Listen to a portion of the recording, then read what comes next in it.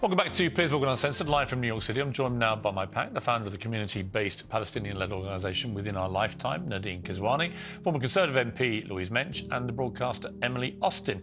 All right, let's try and keep things civilised, shall we? Nardeen, I guess for you, two things. You were born in Jordan. You just told me off air. You're an American citizen, but very much a Palestinian in your heart, obviously, and your blood. What did you make, first of all, before I get to what Maesano Youssef was saying, what did you make of Queen Rania's comments as the Queen of Jordan about all this? You know, I believe that all Arab leaders can take a stronger stance in support of Palestinian liberation, particularly considering that, you know, the citizens of Jordan, most Jordanians, support Palestine. If anything, actually, most people who live in Jordan are Palestinian descendants that have been ethnically cleansed from their land and ended up as refugees in Jordan, just like my family did. And so I believe that, you know, Jordan and all these Arab countries should stand unequivocally with the people of Palestine, even stronger now. And Maesano Youssef there, I mean, it's an extraordinary interview with a guy whose father was a founder of Hamas. He's absolutely clear that he believes you got to get rid of Hamas and then there can be peace and there can be what people want there. Do you agree with him? I believe if you want to stop Palestinian resistance, you're going to have to kill every single Palestinian. Because regardless of whether... But what if you want to stop Hamas terrorism?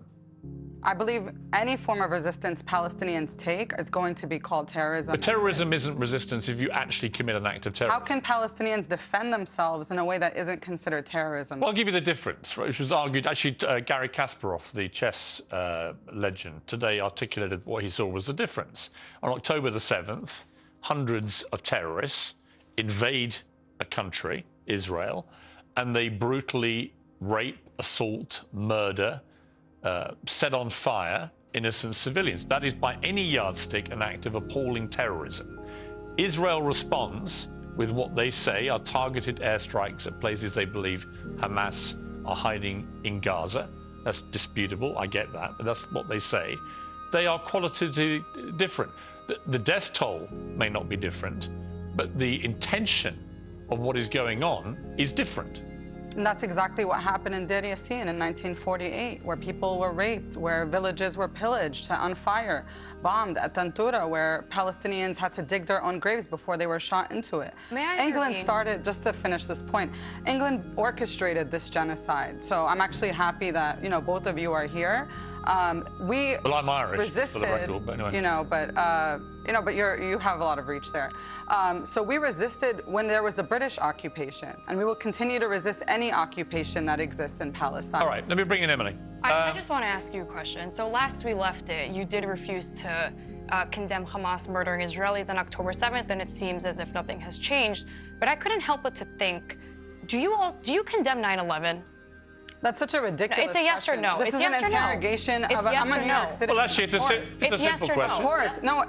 Of Can you course, stop deflecting questions? She said of course. Ridiculous. So what is the difference between Israel's 9/11? I'm not here to. Is she the interviewer or are you? Actually, she's raising. I think the point she's making, unless I'm wrong, is if you condemn that, why won't you condemn what happened? Because that was Israel's 9/11. I'm not here to answer her questions because Can you ask her that for me? Well, we did this last week. I will now ask what Emily just asked, because it's actually a valid question. It's Israel's 9/11. If you're happy to publicly condemn 9/11, why are you not happy to condemn Israel's 9/11? In fact, it was a lot worse statistically. 9/11 is Palestine's 24/7. That's completely Let me bring in Louise. absurd. Let me bring in Louise here. I found it really shocking. I have to say that your organisation, Within Our Lifetime, said that it was an act of resistance on October the 7th. I mean, that is the most un-Islamic thing I've ever heard in my life. Tying the hands of little children behind them, covering them in petrol and then burning them alive. Please tell me, what is resistance about such inhumane torture of kids? Since you want to bring up Islam, in Islam we believe that the bloodshed of any innocent person is equal to killing all of humanity. And this is something that, you know, we believe. Unfortunately, Palestinians are put in a situation where they're in an open-air prison. What we were celebrating that day is them breaking out of that open-air prison. I don't understand how the world expects It's one to of the lock reasons. people. It's one of the reasons why you're not so keen to condemn what Hamas did on October the 7th, because you're fearful of publicly doing that. Are all Palestinians fearful of speaking out against Hamas, actually, because there's a very good reason to be fearful. No, there's no reason to be fearful. My life is not, if anything, living in New York City my whole life, there are many Zionist institutions, including the universities that I attended, and campaigns against me for being pro-Palestinian, including putting my face on trucks to drive around Midtown and Times Square for 2 weeks just this summer, calling me a jihadi. So that's what I'm fearful of. It's not because you're pro-Palestine, it's because you're pro-murder. There's a big difference. Absolutely. We are all pro-Palestinian liberation from a terrorist group called Hamas. Apparently everyone here but you. What about from the occupation? Are you pro-Palestinian liberation from the occupation, the siege, and the blockade? You want to talk about occupation? You keep asking me questions. I am asking you questions. But you're changing the topic the one time I ask you a question. You're pro-murder. All right. I'll tell you what, Emily, I'll allow that. You have asked her a question. She can ask you. Go ahead. Go on. I just asked, do you support Palestinian liberation from the siege and blockade and the occupation? That's factually incorrect. How can I talk to somebody who doesn't even accept basic facts? The United Nations partition plan divided the land. You waged a war. You lost it. What does that have to do with the fact that there's a 17-year siege and blockade? Emily, what I would say about that, if one country, in this case Israel, is able to turn on and off the tap of water and power and food for the people of Gaza, that is not a healthy situation. You can call it what you like. You can call it occupation, you can call it repression, you can call it control. But that, surely, when they talk about freedom for Palestine, what they mean is we're not reliant on Israel giving us water, food, and energy so we can actually exist. Correct, and I'm happy you brought up that point because they want their own territory, they want their own governmental body. So when we pulled out in 2005, 2006, why couldn't they establish that for themselves? Why are we giving electricity and water to begin with? And my question is, where's the hundreds of millions of dollars of aid being sent directly to Palestine, directly to Gaza?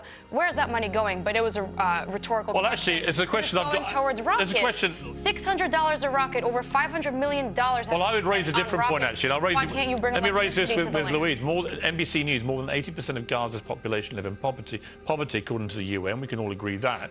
But Hamas has an investment portfolio of real estate and other assets worth $500 million and an annual military budget of $350 million. Sounds like a lot of electricity. One of the most disgusting things about this entire period of time has been watching Hamas leaders sitting in Doha, in Qatar, in their 5-star hotels, telling poor Palestinian civilians, do not evacuate, do not listen to the IDF, do not get out of these areas that are being bombed, and preventing them from leaving. That is a war crime. Nardeen, are you comfortable with that? No, that's totally untrue, and I'm glad that you brought that up because Naftali also spoke at it earlier when he talked about how they gave the order to evacuate the north, and we all know that they gave this evacuation order to Gaza on October 13, and what did they do? When they told them there's going to be safe passage on this road for them to evacuate, they bombed that passage. There is no word. There's no word for that other than that's not been verified.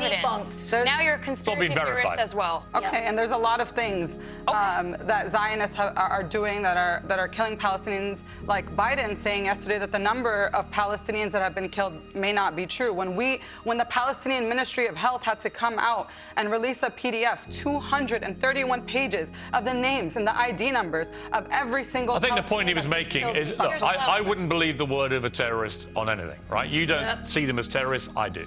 I want to talk about Palestinian lives because you can't be selective. 40% of Hamas rockets backfire and kill innocent civilians. The outrage, it is verified, and I will provide the source right after the show. Quote me on it. It is verified. And secondly, Palestinian outrage about civilians is very selective. When the alleged Israeli army allegedly killed 500 hospital victims, when they found out it was the Islamic Jihad, where was the outrage for these children? They didn't find out it was Islamic Jihad. Oh, they did. It's confirmed. It is confirmed. So you want to be a fact denier, or do you want to talk about one hospital? How many hospitals, how many healthcare facilities have been bombed by Israel? I don't need to focus on one particular hospital. You're very selective about Palestinian UN shelters. We know this for a fact. Are you bothered that they lied? Are you bothered that the Hamas?